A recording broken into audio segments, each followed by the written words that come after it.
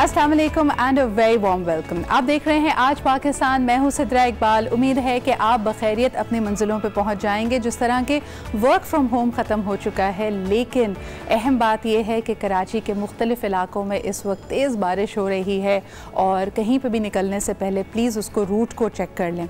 गाड़ी को स्पीड करने की कोशिश ना करें। ट्रैफिक को अवॉइड करने के लिए अंदर गलियों में ना बढ़ें, बिकॉज़ इस वक्त सड़कों का, गलियों का हाल पानी की वजह से काफ़ी बेहाल है। और अहम बात यह भी है कि आपने जो एहतियात करनी है, अपनी जो जिम्मेदारी निभानी है, वो बड़ा अहम है। ख़ास तौर पे अगर आप घर से बाहर निकल रहे हैं विद फैमिली और बच्चों के साथ। अचानक बारिश आएगी। ये 3-4 रोज़ मानसून का छठा सातवां, अब तो मुझे स्पेल का नाम भी भूल गया, नंबर भूल गया है, लेकिन बहरहाल जी मेट डिपार्टमेंट के मुताबिक अगले कुछ रोज़ तक तेज़ बारिश, हल्की बारिश, लेकिन कराची में सूरत हाल काफ़ी संगीन भी हो सकती है, इसलिए प्लीज़ एहतियात से काम लें। अच्छा, जिस तरह वो कहा था ना चार्ल्स डिकन्स ने, it's the best of times, it's the worst of times. मैं बहुत सारे लोगों की इंस्टा फीड देख रही थी। लोग बारिश को एंजॉय हैं, अपने घरों में नज़ारे ये देख रहे हैं, खिड़की से बाहर सब्ज़ा देख रहे हैं। Karachi has never been this green. और अगर आप किसी ऐसे इलाके में रहते हैं जहाँ करीब करीब पेड़ हैं, तो आपको चिड़ियों की चहचहाने की आवाज़ भी आएगी। एक ज़माने में लोग कहते थे कि कराची के आसमान पे, कराची के दरख्तों पे सिर्फ हमें चील और कौवे नज़र आते हैं।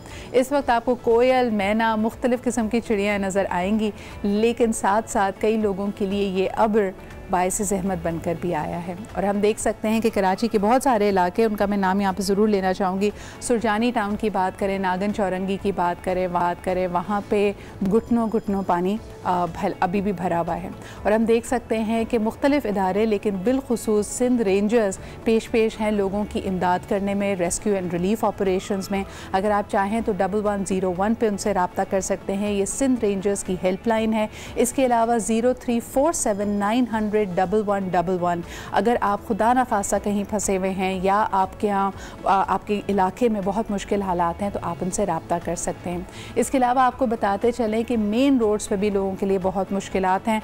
मैं अपने ही टीम से जब बात कर रही थी, इन्होंने हमें बताया कि घर जाते हुए, क्योंकि अगर आप northern part of the city की तरफ रुख कर रहे हैं, तो आप हैं कि वहाँ पे एक तो पानी का बहाव भी है और इतना तेज़ बहाव है, this current is so forceful कि आपके लिए बहुत मुश्किल हो जाता है। तो उसमें भी हम देख सकते हैं कि ऐसे लोग जिनको अपने घरों से, अपने इलाकों से रेस्क्यू करना पड़ा है, जिनके असासे, जिनका जितना सामान था, खाने पीने का सामान था, सब कुछ पानी की नज़र हो गया है, वहाँ पे भी सिंध रेंजर्स ने बिलखुसूस इन इलाकों में खाने की तरसील यकीनी बनाई है। इनको सेफ़ मुकामात तक पहुँचाया गया है और अभी भी ये रेस्क्यू ऑपरेशंस जारी हैं। अगले 3 रोज़ तक भी अगर बारिश की वजह से कहीं पर भी कोई मुश्किल होती है, तो आप इनसे रब्ता कर सकते हैं। आइए दिखाते हैं सिंध रेंजर्स की सरगर्मियों के हवाले से आपको एक report. And once again the helpline numbers are 1101 या फिर 0347901111। Let's take a look at this report. खड्डे और सड़कों पे आप देख सकते हैं कि मेन होल्स भी इस वक्त, क्योंकि उसके भी हमारे यहाँ ढकने पता नहीं कहाँ बह गए हैं, इतना तेज़ करंट है, तो सूरत हाल आपके लिए ख़तरनाक भी हो सकती है। सो मेक श्योर, ख़ास तौर पे जो बाइकर्स हैं, कोशिश कीजिए कि फ़ैमिली को लेके ना निकलें। और फिर एक ये भी हमारे यहाँ ट्रेंड है, ख़ास तौर में कराची में, कि जैसे ही बारिश बरसना शुरू होती है, आपकी कोशिश होती है कि आप जल्द अज जल्द घर पहुँच जाएँ। इस पैनिक की वजह से भी मज़ीद हम ट्रैफिक का दबाव देखते हैं सड़कों पर, इसलिए एहतियात से काम लें। ज़्यादा बेहतर है कि अगर आप किसी घर में हैं, दफ्तर में हैं, कहीं अंदर मौजूद हैं, किसी बिल्डिंग में हैं, तो प्लीज़ वहीं पे स्टे कीजिए जब तक सूरत हाल बेहतर ना हो जाए। सड़क पे फंसने से, पानी में फंसने से, ऐसा कि आपकी सवारी, आपकी गाड़ी और मोटरसाइकिल, उसका पेट्रोल भी ख़त्म हो जाए या वो वैसे ख़राब हो जाए, वो ज़्यादा संगीन आपके लिए हो सकता है। So please make sure that you are safe. 0347901111 number है। इसके अलावा 1101 सिंध रेंजर्स की हेल्पलाइन। अच्छा जी, आपको ये भी बताते चलें कि जिस तरह के पाक अफ़गान ताल्लुकात में बड़ी तेज़ी से तब्दीली आ रही है, और ख़ास तौर पे जिस तरह कहा जाता है कि नेक्स्ट डोर नेबर्स होने के नाते अमेरिका और तालिबान के जो मज़ाकरात हो रहे हैं, उसमें पाकिस्तान का एक कलीदी किरदार होगा। आज हम देख सकते हैं कि अफ़गान तालिबान की आमद है पाकिस्तान में मज़ाकरात के लिए। इसके हवाले से भी आपको दिखाते हैं ये रिपोर्ट और पैकेज, और फिर इस पर मज़ीद गुफ्तगू करेंगे।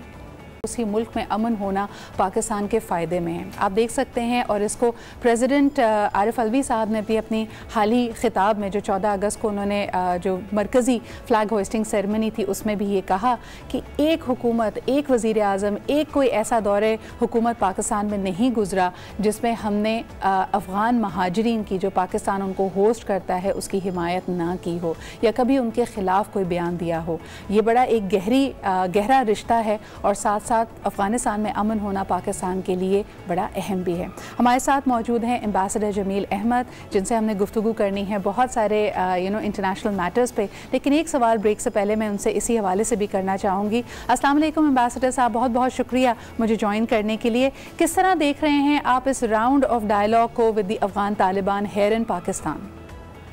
ये एक अचीवमेंट के साथ साथ एक बहुत बड़ा भी कॉम्प्लेक्स मैकेनिज्म शुरू होने वाला है, और पाकिस्तान क्योंकि उसकी पजीराई हुई है इंटरनेशनल कम्युनिटी के सामने, और इस मामले में Pakistan geopolitical point of view से और हम अपने अगर देखा जाए सिक्योरिटी पॉइंट ऑफ व्यू से हमारी ये अचीवमेंट है। लेकिन ये जो आखिरी सेगमेंट है ये सबसे ज़्यादा एक मुश्किल सेगमेंट है, क्योंकि इसमें जो पेचीदा मसाइल हैं उनका हल तलाश किया जाएगा। और यही वजह है कि 20 तारीख को एक ये मीटिंग शेड्यूल हुई थी और वो 20 तारीख को न हो सकी, तो उसके फौरन बाद ही, और फिर इसकी दूसरी आप कलीदी अहमियत देखें खित्ते के लिहाज से कि फॉरेन मिनिस्टर हमारे अभी चाइना से होके आए हैं, और चाइना में उन्होंने खित्ते की सिक्योरिटी के बारे में, कश्मीर के बारे में, अफगानिस्तान के बारे में, और चाइना से जो अफगानिस्तान के लिए special envoy of China to Afghanistan he is also coming here. I am expecting other people from other parts, those who are stakeholders, they would also be coming. अच्छा, these stakeholders that you mentioned, Ambassador साहब, they are very important. हम एक छोटे से break की तरफ बढ़ते हैं, वापस आएंगे तो अमेरिका के बारे में भी बात करेंगे, क्योंकि असल मुआहदा या असल जो मुज़ाकरात हो रहे हैं वो तालिबान और अमेरिका के दरमियान है, और वहाँ पे बदलती हुई सूरत हाल, यानी प्रेसिडेंट ट्रंप का जो है, जो इस वक्त कंट्रोवर्सीज आ रही हैं, of course they heading for a presidential campaign as well, उसमें क्या उसका रद्द अमल हो सकता है, इस पर बात करेंगे। एंड ऑफ कोर्स पाकिस्तान और सऊदी अरब के जो ताल्लुकात हैं, कुछ लोग कह रहे हैं कि वज़ीर ख़ारजा जनाब शाह महमूद कुरैशी साहब का जो हालिया बयान था वो थोड़ा सा गैर जिम्मेदाराना था। आपकी इस बारे में क्या राय होगी, इस पे बात करते हैं एक छोटे से ब्रेक के बाद।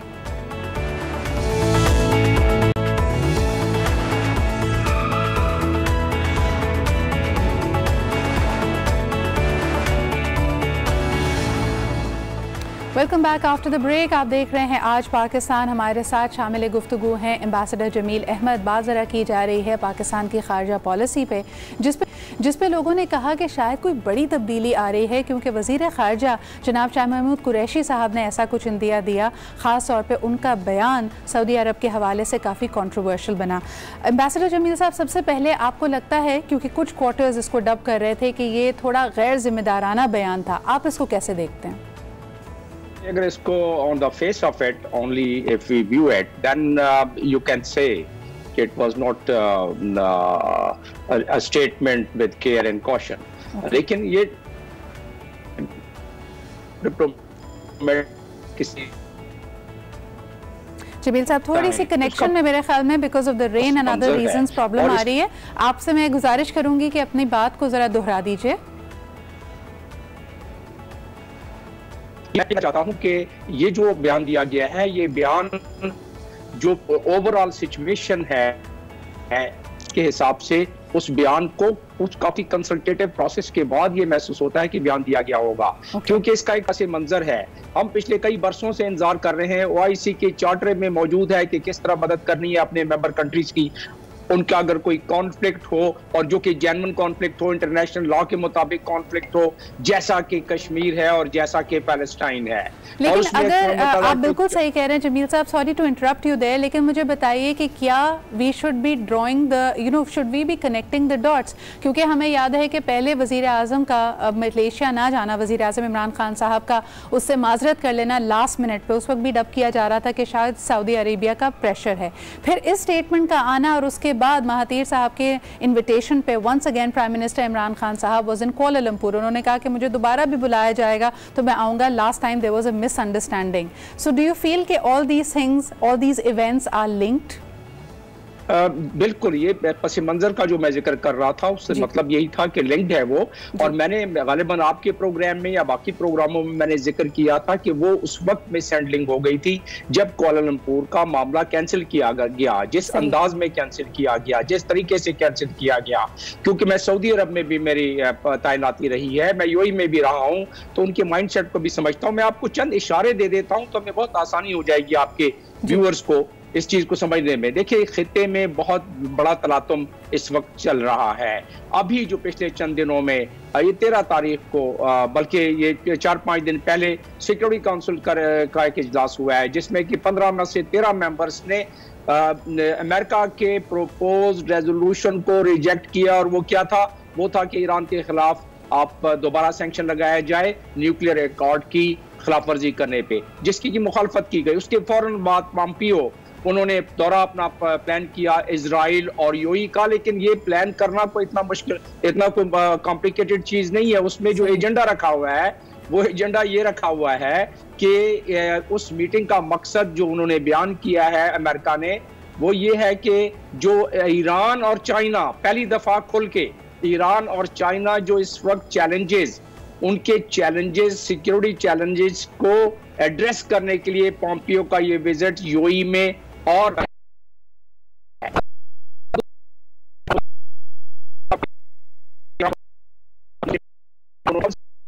की इस्लामिक ममालिक के सरबराहों की जब सरबराही की थी, उस ज्वाइंट कम्युनिके को निकालने ये आपको डार्ट्स नजर आना शुरू हो जाएंगे। फौरन मैं आ जाता हूं, चाइना के प्रेसिडेंट जो हैं उनके फोर्थ कमिंग विजिट पर, और उसमें भी उन्होंने कहा है कि खित्ते में पीस को मेंटेन करने के लिए हम इसमें मिलकर काम करेंगे। वेरी की स्टेटमेंट्स एम्बेसडर साहब, thank you very much for highlighting them. एक छोटी सी बात यहाँ पे आपसे दोबारा उस पर एक कमेंट लेते हुए I will close this segment. हम देख सकते हैं कि सऊदी अरब के हवाले से ये जो स्टेटमेंट थी, इसके पस मंजर में भी कश्मीर इशू था।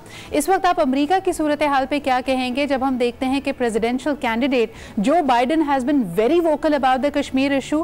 क्या ये पॉलिटिसाइज कर रहा है वहाँ के सिर्फ जो मुस्लिम वोटर्स हैं उनको अपील करने के लिए स्टेटमेंट्स है, या ये डेमोक्रेट्स का एक स्टैंड है? दूसरी तरफ हम ये देखते हैं कि प्रेसिडेंट ट्रंप की कैंपेन में prime minister Modi is being featured. तो क्या अमेरिका में भी राय इस बारे में बटी हुई है?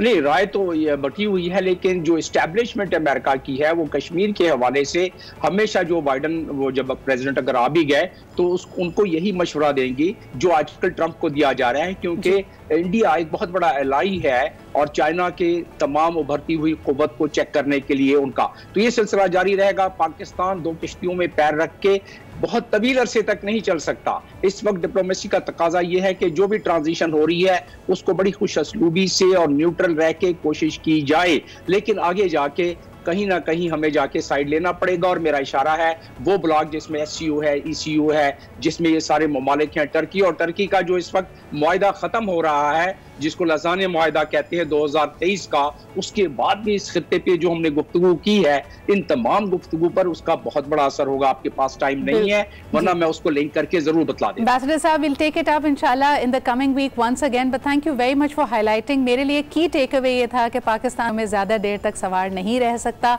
तो हो सकता है लॉन्ग टर्म रिलेशनशिप्स यानी जिस तरह की दोस्तियां और ताल्लुकात रहे हैं उसमें बड़ी तब्दीली की गुंजाइश मौजूद है। इसी के साथ बढ़ते हैं एक छोटे से ब्रेक की तरफ। We'll be right back.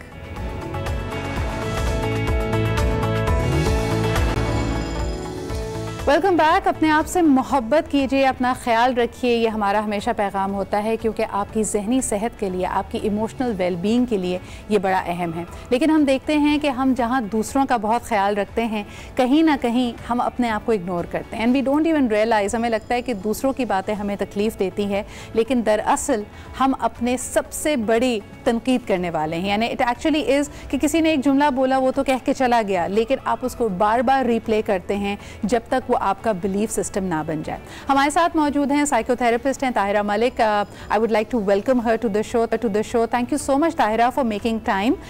सबसे पहले मैं यहाँ पे बात करना चाहूँगी कि सेल्फ लव, कई लोगों का ख्याल होता है अपने ऊपर पैसे खर्च करना, शॉपिंग करना, मैनिक्योर पेडिक्योर करा लेना, ये सब सेल्फ लव सेल्फ केयर में शामिल है।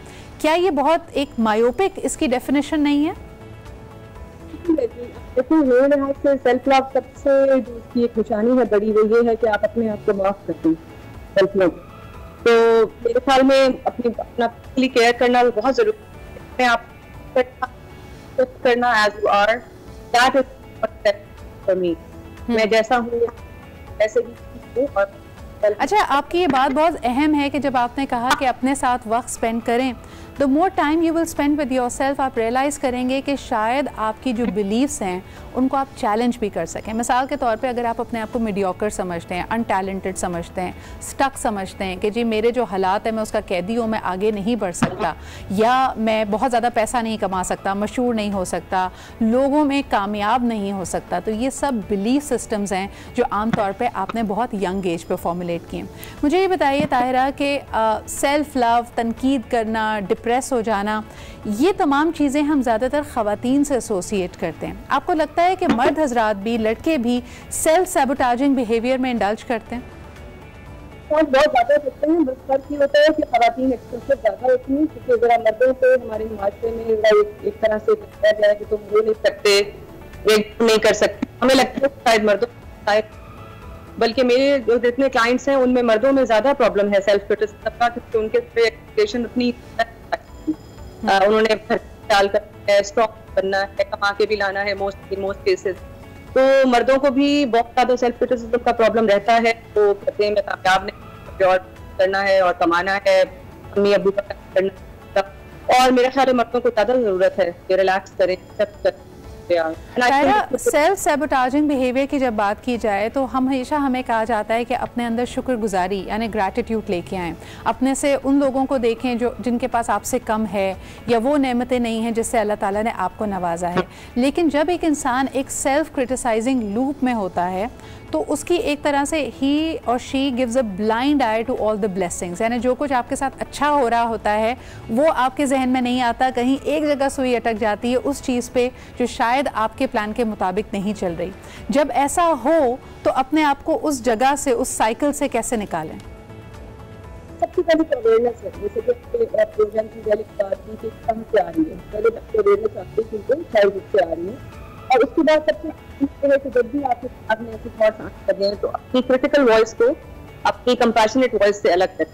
हमेशा आपके दिल में, दिमाग में दो तरह की वॉइस हैं, ये याद रखें। एक क्रिटिकल वॉइस है, वो आपकी रियलिटी है, वो एक आवाज़ है, और एक कंपैशनेट वॉइस है जो आपसे प्यार करती है, एक सेल्फ लव है जिसको आप दबा देते हैं। तो पहले तो इन दो वॉइसेस को अलग अलग करना कि अब जब आपको जो भी थॉट लगे कि मैं नाकाम हूँ, गलत नहीं है मेरी, या मैं कामयाब, तो आप हमें मेरी क्रिटिकल वॉइस बोल रही है, मुझे इसको चुप कराना है और कंपैशनेट वॉइस को आगे लाना है। अच्छा, sorry to interrupt you Tahira, असल में आज कराची में बारिश हो रही है तो हमारा कनेक्शन काफ़ी डिस्टर्ब्ड है, आपकी आवाज़ हमें बहुत क्लियरली नहीं आ रही, तो मैं व्यूअर्स के लिए बताती चलूँ कि जब भी आप अपने आप पे तनकीद करने लगते हैं आपके जहन में दो तरह की आवाज़ें होती हैं। एक वो जो बड़ी हार्श है, ऐसी तनकीद हो सकता है आपने बचपन में सुनी हो और therefore you tend to fall back on that, यानी बचपन में अगर हमें डांटा गया और कहा गया कि तुम बहुत नालायक हो, तुम तो बहुत गूफ हो, हमेशा ये गलती करते हो, बेवकूफ़ हो, तो आप ज़िंदगी में कितने भी आगे चले जाएँ कहीं ना कहीं ये आवाज़ वापस आती है, इसको हमने इंटरनलाइज कर दिया होता है।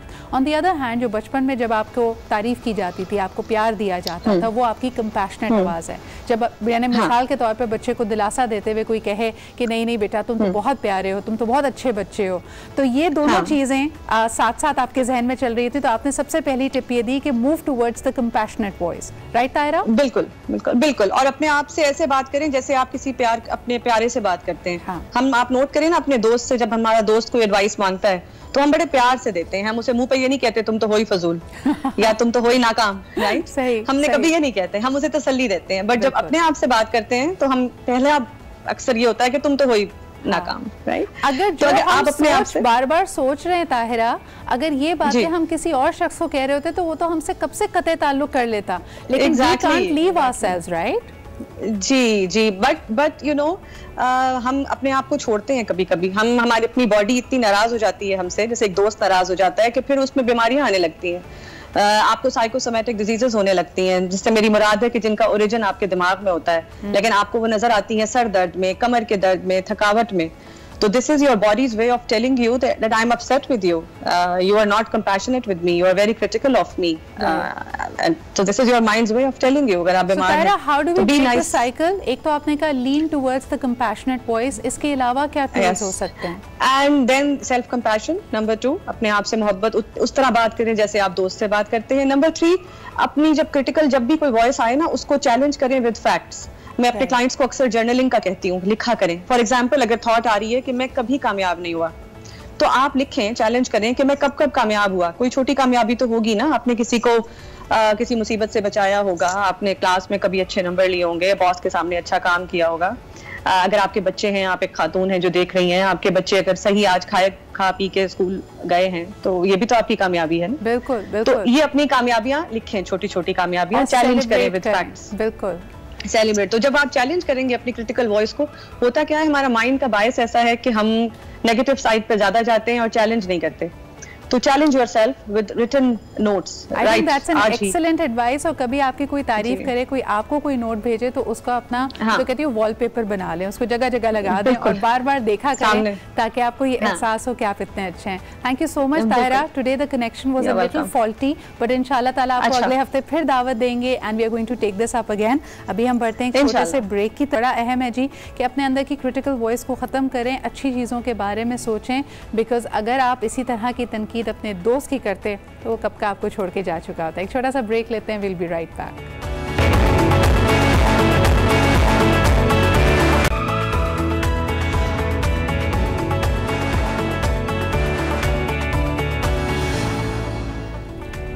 And welcome back. आप देख रहे हैं आज पाकिस्तान. मैं हूं सिद्रा इकबाल और आज हमारे साथ एक बहुत ही स्पेशल गेस्ट होंगे.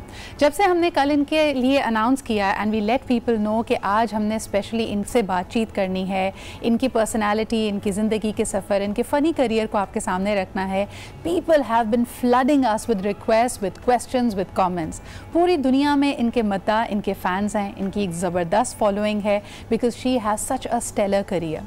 पाकिस्तान टेलीविज़न के मशहूर ड्रामे जो कि अनवर मकसूद साहब ने लिखा, सितारा और मेहरुन्निसा, उससे अपने फ़नी करियर का आगाज़ किया. और जब प्राइवेट प्रोडक्शंस की तरफ आई तो दश्त ने धूम मचा दी NTM के ऊपर. And there are so many plays जो आज तक, अभी हाल ही में ख़त्म होने वाला प्यार के सदके, they are all a part of a wonderful wonderful you know series of things that she is been involved in. लेकिन सिर्फ और सिर्फ ड्रामा या एक्टिंग के हवाले से ही इनको नहीं जाना चाहता. She is a brilliant role model for young women and entrepreneurs, क्योंकि इनकी एक बहुत ही सक्सेसफुल कॉस्मेटिक्स लाइन भी है. इसके अलावा because she is bin a part of the film and production fraternity for so long, इनकी कोशिश रही कि जो हम देखते हैं कि आजकल बहुत सारे कॉलेजेस और यूनिवर्सिटीज़ ऑफर करते हैं courses for young people to formally learn the craft and come into the media industry, उनको भी जोड़ने के लिए पाकिस्तान की पहली सीरीज़ ऑफ कॉन्फ्रेंस, जिसमें फिल्म, रेडियो, टेलीविज़न, प्रोडक्शंस और उसका जो ट्रेड साइड है, जो उसका बिजनेस साइड है, उसको भी रखा जाए. I'm calling this I'm referring to the Focus.pk, which is a flagship series of events. हम बात कर रहे हैं of the none other than the very stellar, the very talented Atika Odo. अस्सलाम वालेकुम अतीका जी. वालेकुम अस्सलाम सिद्रा, हाउ आर यू? बिल्कुल ठीक ठाक. Thank you so much for joining me this morning. आप इस्लामाबाद से हमारे साथ कनेक्टेड हैं. कराची में तो बरसर बहुत ज़्यादा बारिश हो रही है. How are things in Islamabad and how are you this morning? Well, firstly, I'd like to thank you for a fabulous introduction. आपने बड़ा एक लंबा सा एक लिस्ट दी है मेरे काम की, and I'm so happy that you did so much research. यहाँ पे मौसम it's raining on and off, लेकिन कराची का हाल नहीं है. यहाँ पे सड़कें भी बहुत साफ सुथरी हैं और यहाँ पे पानी भी नहीं खड़ा होता. तो काश ये हाल कराची में भी होता, क्योंकि वहाँ पे लोग तो बड़े परेशान हैं और हर साल होते हैं. तो I don't know why they don't prepare for it in advance before the monsoons come. बिल्कुल सही कह रही हैं. और इंशाल्लाह ताला अब तो अगले 3-4 दिन में बारिश की जो फोरकास्ट है, we are only hoping that things will get better. लेकिन जब हम बारिश करते हैं, और मैं शुरू में जैसे कह रही थी कि आपकी फ़ैन फॉलोइंग पूरी दुनिया में इस वक्त, they have been keenly looking forward to our conversation today. कभी सोचा था अतीका जी, कुछ लोग कहते हैं कि मेरा मीडिया में आना एक्सीडेंटल था, did you ever want to be working towards a popular public life, या आपके साथ भी ये हादसाती तौर पे हुआ? सिद्रा, मुझे हमेशा परफॉर्मिंग आर्ट्स का बड़ा शौक था शुरू से। As a young girl I enjoyed film, theatre, music. मुझे म्यूज़िक से बहुत लगाव है। सिंगर नहीं बन सकी क्योंकि मेरा एक नेचुरल सिंगिंग वॉइस नहीं है।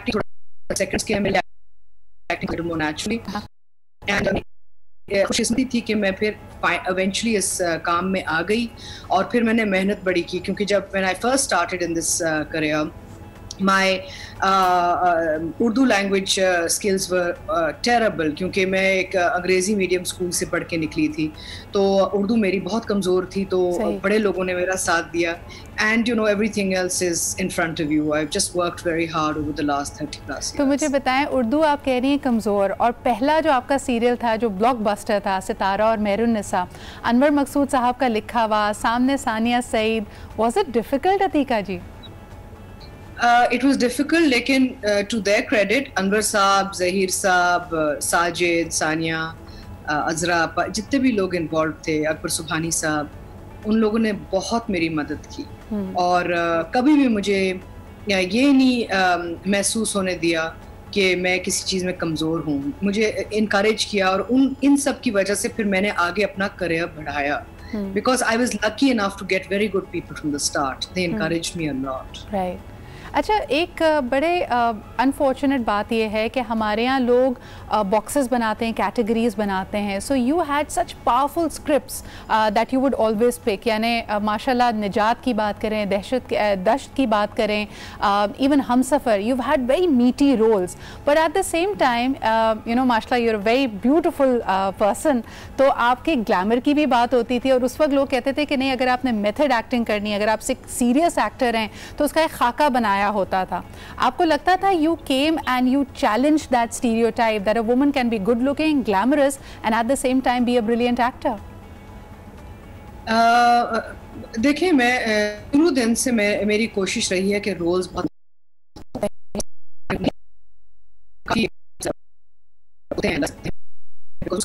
और आजकल ये एक बड़ी अनफॉर्चुनेट बात है कि बहुत सारे स्क्रिप्ट जैसे ही लिखे जा रहे हैं, लेकिन अगर आप मेरे काम की शुरुआत से आज दिन तक देखें तो मैंने मुख्तलिफ रोल्स किए हैं जिनमें थोड़े से कैरेक्टर गेटअप्स भी इन्वॉल्व थे। जैसे निजात की अगर मैं बात करूं, दश्त की बात करूं, those all roles that had physicality had to be in character as well as the tonality. Absolutely. And then आप अगर सफर की बात करें तो फिर फरीदा का किरदार बहुत मुख्तलिफ था। अब अगर आप प्यार के सदके की बात करें तो मंसूरा बहुत ही मुख्तलिफ औरत है। तो मेरी I been very blessed, I have managed to bring a lot of wonderful women to life on screen. And जब स्क्रिप्ट आता है और मैं डायरेक्टर के साथ बैठ के बात तो हम फिर उसी वक्त फैसला कर लेते हैं कि मैंने कहाँ पे क्या हिस्सा अपना डालना है उस किरदार में, क्योंकि मैं कुछ पॉइंट्स मार्क कर देती हूँ जहाँ पे कैरेक्टर का है, जो एक स्केलेबिलिटी है, वो I am clear when I am shooting कि मैं ऑडियंस के पास क्या लेके जा रही हूँ। बिल्कुल। अतीका जी, जब बात करें इन स्क्रिप्ट्स की, जैसे आपने कहा कि आपकी कोशिश रही है to pick up really important social issues, क्या आपको लगता है कि इन किरदारों ने फिर आपको इन्फ्लुएंस किया? Because I know you in a personal capacity as well, and it's just not acting and business and other areas, you bring up really important social issues. यानी I have seen you become a very active advocate for drug awareness in Pakistan, for other issues.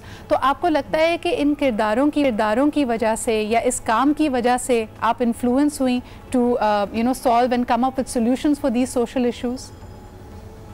Sidra, हमारा जो काम होता है as an अदाकार ना, it's a slice of life. तो जो हम स्क्रीन पे लाते हैं वो बेसिकली एक रिफ्लेक्शन ऑफ सोसाइटी होती है, और हम उसको डिस्कनेक्ट नहीं कर सकते। जब मैंने फरीदा का रोल किया था हमसफर में, सबने कहा आपने इतना नेगेटिव, इतना हार्ड, इतनी जालिम औरत, ऐसी खवातीन एग्जिस्ट करती हैं सोसाइटी में, तो somebody has to project her। बिल्कुल। एंड बेसिकली कोई ब्लैक एंड व्हाइट नहीं होता, हर इंसान जो होता है ग्रे, उनके ग्रे एरियाज होते हैं। तो ये जो नेगेटिव पॉजिटिव के जो हम ये दे देते हैं ना, टैगलाइंस दे देते हैं लोगों को, we never look at the environment people come from. हम ये नहीं देखते कि उस इंसान की अपनी ज़िंदगी में क्या क्या अजियत आई है, किस मुश्किल से गुजरे हैं। और हर बंदा जो अपना एक प्रोडक्ट ऑफ अपने एनवायरनमेंट का होता है। जब बच्चे पैदा होते हैं, कुछ बच्चे गरीब घरों में पैदा होते हैं, कुछ अमीर घरों में पैदा होते हैं। तो जो अमीर घरों में पैदा होते हैं वो ऐसी प्रिविलेज होते हैं। जो गरीब घरों में पैदा होते हैं, मैं कहती हूँ उन पे हमें हाथ हल्का रखना चाहिए और दिल में we should have a lot of charity in our hearts and lives, because they have started off underprivileged already.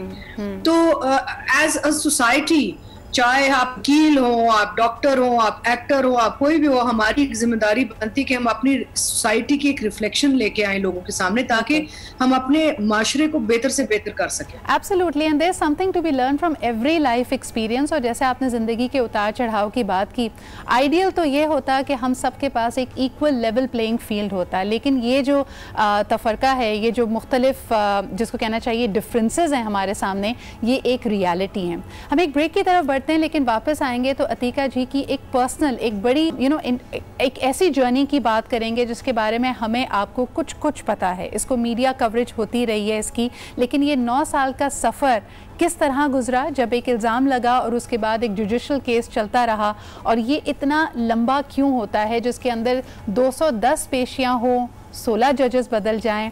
ये सफ़र कितना कठिन था, कितना मुश्किल था, क्या इसके दौरान कभी ऐसा लगा कि गिव अप कर देना चाहिए? ये सब हम जानेंगे एक छोटे से ब्रेक के बाद।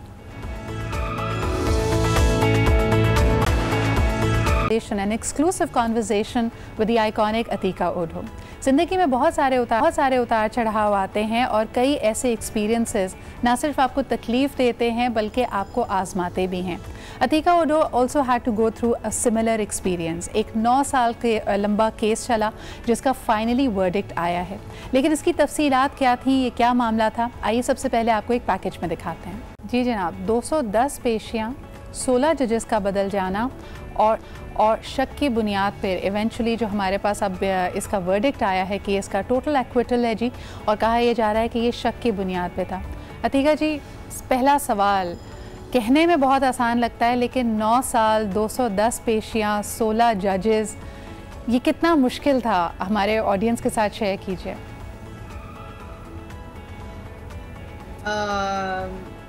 एक्चुअली 260 पेशियाँ थी, और I went to quite a few of them, but मुझे कुछ अर्सा पहले जब exemption of appearance from appearances मिल गया था, तो मुझे बार बार कराची से रावलपिंडी नहीं जाना पड़ा। तो my lawyers handled it। वहाँ पे आसिम शफी साहब हैं एडवोकेट, उन्होंने बहुत संभाला इसे, और हर पेशी पे वो होते थे और फिर हमें बताते थे कि ये हो रहा है, और फिर स्पेशल हियरिंग्स लिए मुझे बुलाया जाता था।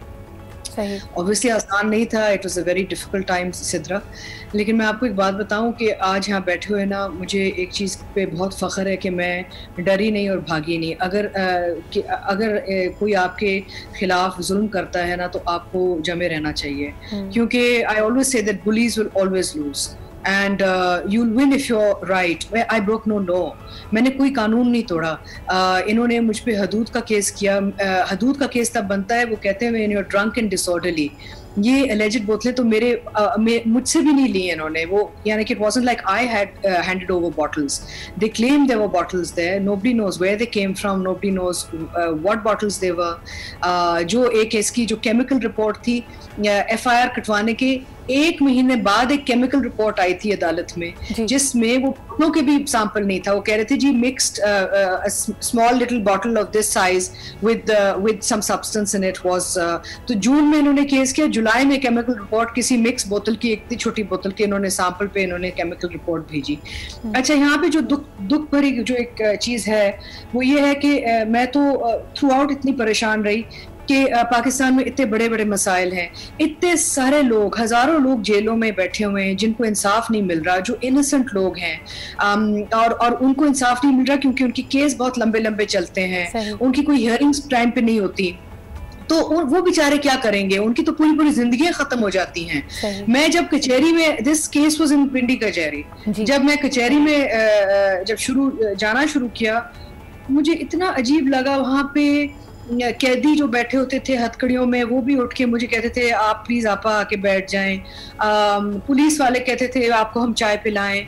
तो मैं कहती हूँ आई एम सो ब्लेस्ड कि मेरा तो सबने ख्याल रखा, अदालतों में भी जजेस, मैजिस्ट्रेट, सब ने बड़ी तमीज से मुझे संभाला। किसी ने कभी कोई बदतमीजी नहीं की, किसी ने कभी कोई गुस्सा नहीं दिखाया। सबको एहसास था कि मेरे साथ जुल्म हो रहा है। लेकिन शुरू में सिद्रा मेरा सबसे बड़ा ये था सवाल टू माई सेल्फ कि इन्होंने ये फॉर्मर चीफ जस्टिस ने शायद ये इसलिए किया, एक तो पॉलिटिकली मोटिवेटेड था क्योंकि मैं उस वक्त मुशर्रफ साहब की स्पोक्स पर्सन थी, तो उन्होंने ये सोचा होगा कि खातून है, डर जाएंगी, बेइज्जती हो जाएगी, भाग जाएंगी। सही। मेरे जहन में एक सबसे बड़ी जो बात थी वो ये थी कि as a woman if I run away from this injustice then what will other women do? मेरी तो फिर भी एक आवाज है, एक स्ट्रेंथ है, लोग मुझे जानते हैं। अगर मैं खड़ी हो गई इसके खिलाफ तो शायद मैं जीत जाऊं, शायद मैं इससे बच जाऊं। और अगर बच गई और जीत गई, जो शुक्र है अल्लाह ताला का कि आज ये मैजिस्ट्रेट साहब को मैं, यासिर साहब को मैं शुक्रिया करना चाहूंगी कि you other women can see hope कि जी there's a light at the end of the tunnel, you see। Atika जी मुझे बताएं कि बड़ा हमारे यहाँ इल्ज़ाम लगाना आसान होता है, फिर आपने जैसे ख़ुद कहा कि 9 साल इतनी ज़्यादा पेशियाँ आना जाना, ये बड़ा रिसोर्स इंटेंसिव भी है। यानी एक आम आदमी की दस्तरस से क्या इंसाफ बहुत दूर है अगर उसकी जेब में पैसा ना हो? नहीं सिद्रा, मेरे केस में तो बहुत ही और भी बहुत मुश्किलात थी उस वक्त। वो साल जो था उस वक्त मेरी छोटी बेटी थोड़ी बीमार थी, उसको मैंने 1-1.5 साल she was in treatment. then I suffered a divorce because of this case, because जब ये केस शुरू हुआ तो मेरी जो उस वक्त जो मैरिज थी वो भी that crumbled and fell apart. So I had some very personal, huge personal losses which I never brought out publicly, and I'm telling you today as a woman to woman कि बड़ा एक मुश्किल साल था और मुझे समझ नहीं आ रही थी कि मैं क्या संभालूं, केस संभालूं, शादी संभालूं, बच्ची को संभालूं, फिर मेरे जितने भी मेरे ब्रांडेड प्रोग्रामिंग आती थी पहले, I used to do a lot of branded corporate programming जिससे मेरी एक लाइवलीहुड आती थी, वो सारे मेरा हाथ छोड़ के चले गए। It took a long time for me to rebuild my career all over again. तो मुझे तो बहुत से लेवल्स पे नुकसान हुआ जो आज when I look back I think चलो कोई बात नहीं, एक अल्लाह ताला ने एक बहुत बड़ा इम्तिहान लिया, शुक्र है अल्लाह तेरा लाख लाख शुक्र that I have passed. I think I have passed a very big test. ये बहुत बड़ी आजमाइश तो थी, लेकिन वाकई Atiqa ji, when I am listening to you I am getting goosebumps के वाकई एक खातून के लिए, एक तो चले हम कहते हैं ना कि पेशी है, केस लगा हुआ है, अदालत के चक्कर लग रहे हैं जो कि ऑल एज इट इज़ हमारे माशरे में स्टिग्मेटाइज्ड है, उसको भी मायूब समझा जाता है। लेकिन आपने उसके लिए जो पर्सनल प्राइस अदा करनी पड़ी कि शादी ख़त्म, शादी में डिस्टर्बेंसेस आई, फिर इसके साथ साथ जो लाइवलीहुड था, जाहिर सी बात है you are a brand name, you are an icon. जब आप उस पर एक स्मीयर कैंपेन कर देते हैं तो आपके लिए कई दरवाजे, कई अपॉर्चुनिटीज़ बंद हो जाती हैं। आज जब आप उन्हीं लोगों का सामना करती हैं जिन्होंने शायद आपको राइट ऑफ कर दिया था या मुश्किल वक्त में आपका साथ छोड़ दिया था, तो कैसा महसूस करती हैं? आई थिंक उन लोगों को खुद ही एहसास है, क्योंकि वो लोग या तो चुप हो गए या फिर वापस आके उन्होंने बड़ा मुझे यानी कि तारीफ की है कि आप बड़ी हिम्मत वाली हैं और आप मुबारक हो आपको। Overall I think I have nothing to compare Sidra, because लोगों ने मेरा साथ भी बहुत दिया, अवाम ने बहुत साथ दिया, फैंस ने बहुत साथ दिया, मेरी फैमिली में my mother, my sister's, my children, उन्होंने साथ दिया। I am a very blessed woman. बिल्कुल अतीका जी, नॉट ओनली दैट, इस वक्त भी आपके हज़ारों लाखों चाहने वाले इस वक्त आपको देख रहे हैं। एक छोटा सा ब्रेक लेते हैं, वापस आएंगे और ये बड़ा अहम है, मैं जानना यही कि हमारे लिए जब हम कहते हैं ना कि अंग्रेज़ी में हमें पढ़ाया जाता है कि justice delayed is justice denied, कई लोगों के पास 9 साल 10 साल का अरसा नहीं होता अपनी साख के लिए जंग लड़ते रहने का, बका के लिए लड़ते रहने का। पाकिस्तान में कई ऐसे केसेस हैं जो आपको पोस्ट्यूमसली यानी लोगों की वफ़ात के बाद उनको एक्विट किया जाता है, उनको बरी किया जाता है। तो ये बड़ा अहम नुक्ता है कि क्या चीज़ें हम बदल सकते हैं अपने समाज में, अपने इर्द गिर्द। इस पर बात करते हैं एक छोटे से ब्रेक के बाद। Back after the break we are in conversation with the iconic Atiqa Odho. 9 साल यानी लगभग 1 दिहाई की बाद छोटा अरसा नहीं होता और इसके तजुर्बात, इसके एक्सपीरियंसेस इंसान को बदलते हैं। अतीका जी, ये it's been a long fight, it's something worth celebrating today for you. लेकिन मुझे ये बताइए कि हाउ हैज़ द एक्सपीरियंस, कई दफ़ा हम कहते हैं ना कि जो स्टीरियोटिपिकल रवैये हैं लोगों के दिखाया जाता है कि कचहरी, कोर्ट, अदालत, वहाँ पे लोगों का रवैया तल्ख होता है। आपने जैसे ख़ुद अपना एक्सपीरियंस शेयर किया कि you always found people to be coming forward and treating you with a lot of respect and love. आपको तब्दील कैसे किया इस 9 साल के अरसे ने, जिसमें आपने बहुत कुछ देखा है, बहुत कुछ सहा है? आई थिंक इस पूरे एक्सपीरियंस ने मुझे अपनी जो एक अंदर की जो एक ताकत है वो दिखाई है, क्योंकि जब आप एक औरत हैं और आप एक सेलिब्रिटी हैं तो एक्सप्लॉयटेशन के चांसेस बहुत हाई होते हैं। सही। तो बहुत सारे लोग ऐसे आए थे शुरू में जो कोशिश कर रहे थे कि अपना नाम जोड़ें इस केस के साथ और मिसयूज करें पूरी सिचुएशन को, और जो सियासी तौर पे भी लोगों ने कोशिश की कि इस केस को इस्तेमाल करके मिसयूज करने की कोशिश करें ताकि उनके भी नाम आगे बढ़ें। But I had to be very strong and I realise I had a lot of inner strength, जो मुझे पहले नहीं इसका एहसास नहीं था जब तक ये सब कुछ हो नहीं रहा था मेरी जिंदगी में। और I was very lucky, I had very good lawyers. Arshad Nazir Mirza साहब वाज लाइक इतने उन्होंने मुझे इतनी हिम्मत दिलवाई, और आपके अगर वकील जो हैं ईमानदार हों और जेन्युइनली आपकी मदद करने के लिए निकलें तो आपको और भी हिम्मत मिलती है। सही। And I think sitting here 9 years later, case ख़त्म हो गया, एक्विटल हो गई है। आई thank the courts, I thank the magistrate, I thank the judicial system. But I feel कि मैंने इतनी चीज़ें देखी जहाँ पे मुझे इतना दुख हुआ कि जब कचहरियों में बैठ के मैंने वो गरीब लोगों का हाल देखा वहाँ पे, I felt really bad. The system has to improve, because जो गरीब लोग, the poor people, what they go through, going through the lower courts and all is just unbelievable. एक तो ऑब्वियसली जैसे आपने इशारा दिया कि अंडर सर्व्ड है, मैं ख़ास तौर पे ख़वातीन और लड़कियों की बात करना चाहूँगी, क्योंकि जैसे कि आपका ताल्लुक ड्रामा इंडस्ट्री से भी है। हम जो कहानियाँ, जो ड्रामे बच्चियों को, लड़कियों को दिखाते हैं, उसमें हम उनको उनके हुकूक से आगाह नहीं करते। जो कवानीन उनके लिए बनाए गए उनकी प्रोटेक्शन के लिए, उससे आगाह नहीं करते, और एक जो परपेचुएट किया जाता है विक्टिम मेंटालिटी को। Do you think you would like to challenge that in some way through your work, through your acting, through your productions? I think that मेरे जो roles होते हैं या मैं जो productions करती हूँ, it's all about human life, and मैं जेंडर डिस्क्रिमिनेशन में नहीं जाती। आई थिंक मर्द हजरात को भी बड़े मुश्किलात और चैलेंजेस फेस करनी पड़ती हैं, not just women. I also think कि हमें एक्सट्रीम्स पे नहीं जाना चाहिए। हम जब ये फेमिनिस्ट मूवमेंट्स पे चले जाते हैं तो मैं बार बार ये ख़वातीन को कहती हूँ कि देखें, आप हर मर्द को ऐसे गाली ना दें, जनरलाइज ना करें, क्योंकि आपके भी एक वालिद हैं घर में, आपके एक शौहर हैं, आपके एक बेटे हैं। जब आप जनरलाइज करके मर्द हजरात को बुरा करती हैं तो फिर आपने अपने भी घर के जो मर्द हजरात होते हैं उनको भी आप गंदा कर देती हैं। So I think we should not turn these things into a gender issue. I've seen a lot of people, human beings, regardless men and women, suffer in their lives, and I try and bring a lot of that on screen ताकि लोगों को हम थोड़ा सा सिखा सकें कि जी इंसानियत सबसे बड़ी चीज़ है। आप लोग हर चीज़ की बात करते हैं, आप मजहब की बात करते हैं, आप इंसाफ की बात करते हैं, आप हर चीज़ की बात करें, लेकिन इंसानियत सबसे पहली चीज़, इंसानियत हर मजहब आपको इंसानियत सिखाता है। कानून बना है to secure humanity and civility.